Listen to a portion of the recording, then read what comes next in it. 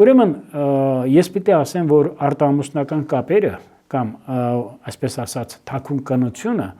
դա դեռևս համարում է չարյաս փոքրագույնը, որովհետև իմ համար միգուցե սխալ եմ ասում, բայց ես իմ համար ասենք եթե ունեցել են զավակ կամ որդի, ամեն դեպքում նա լրացրել է հայ ժողովրդի քանակը, մենք իրավունք չունենք այդ որդուն կամ զավակին ինչ որ